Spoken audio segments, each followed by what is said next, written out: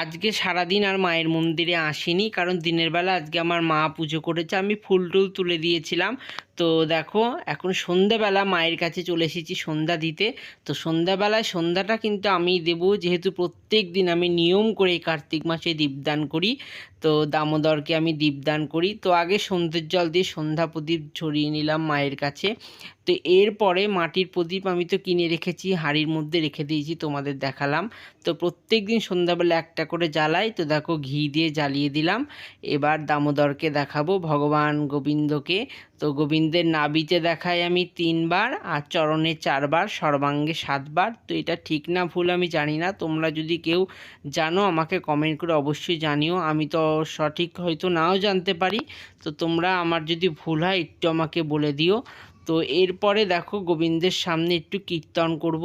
তো আমি কীর্তনের সেমন গান জানি না, শুধু হরিনাম মহামন্ত্র হরে কৃষ্ণ হরে রাম এইটাই জানি, এটাই আমি গোবিন্দের কাছে করব। এই করতাল দুটো আমাকে আমার এক দিদা দিয়েছিল, তো গত বছর দিয়েছিল। তো করতালটা দেখো এই কার্তিক মাসটা এলে করতালটা আমার কাজে লেগে যায় বাজাতে। আর এই করতাল বাজিয়ে হরিনাম করতে কিন্তু একটা খুব সুন্দর লাগে। আর সন্ধ্যাবেলায় প্রদীপ ধূপ মায়ের সামনে গোবিন্দের সামনে জানিয়ে একটু হরিনাম মহামন্ত্র গাইলে খুবই ভালো লাগে।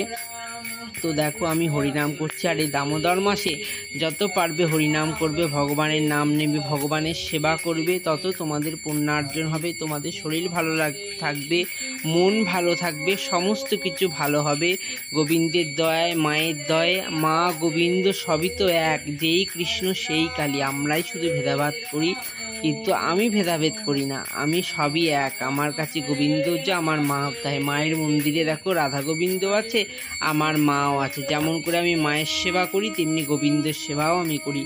কাউকে আমি ছোট করি না, সবাই সমান। তো আমার মায়ের মন্দিরে অনেক ভগবান আছে, সকলকে আমি যত্ন করে সেবা করি। আর প্রত্যেক দিনই নিত্য পূজা কিন্তু আমিই করি, তোমরা সকলেই আমার ভিডিওতে দেখেছো। তো দেখো এখন আমি এই রামাবলী গায়ে দিয়ে গোবিন্দের নাম নিচ্ছি গোবিন্দের সামনে। এরপরে মায়ের সামনে বসে আমি শ্যামা সঙ্গীতও গাইবো, কারণ শ্যামা সঙ্গীত কয়েকটা আমি জানি। তো সেই শ্যামা সঙ্গীত গিয়ে মায়ের আরতি প্রত্যেক দিন আমি করি। তো এবার গোবিন্দের সামনে আমি কীর্তনটা করে এবার আমি যাব তুলসী মহারানীর কাছে। তো আমার যে তুলসী মন্দির আছে সেখানে প্রদীপটা দেখে তুলসী মন্দিরে আমি এই প্রদীপটা রেখে দেব। তোমরা দেখো এবার আমি চলে এলাম তুলসী মন্দিরে। আর এখন তো তাড়াতাড়ি সন্ধ্যা লেগে যাচ্ছে। তো দেখো একদম মানে তাড়াতাড়ি সন্ধ্যাটা লেগে গেল, এখনও কিন্তু 6টাও বাজেনি, চারিদিক অন্ধকার হয়ে গেল, সকলে সন্ধ্যা দিচ্ছে। তো আমি তুলসীকে আরতি করে নিচ্ছি দেখো। প্রিয়সী তো দেখো আমার মা তুলসী আরতি